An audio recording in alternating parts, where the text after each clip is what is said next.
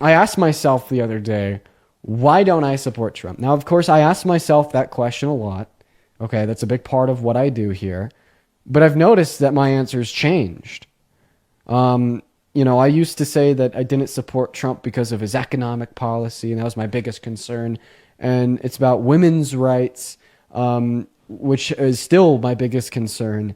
But now I'm putting more of a preface than ever on the fact that he is eroding our checks and balances and serving as a threat to the American Constitution.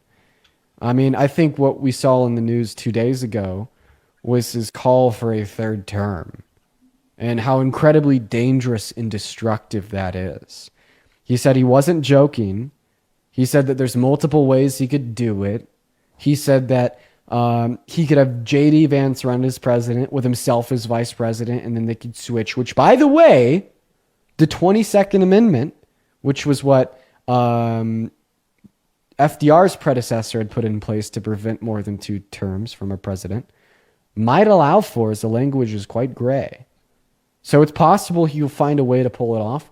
My thoughts are that he'll end up trying to get a third term. I find that to be likely. But I think that it's going to be unlikely that he's successful. I think that there's a lot of things that stand between Trump and a third term. The first one is old age. He's already past the life expectancy for a man of his age.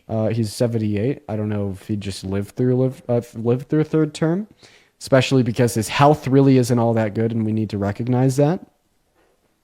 But simultaneously, what I'd like to point out is I'm pretty sure that a majority of Americans disagree with the idea of any president serving a third term. And then the fourth reason is Obama. Okay? Obama would come in and cook his ass.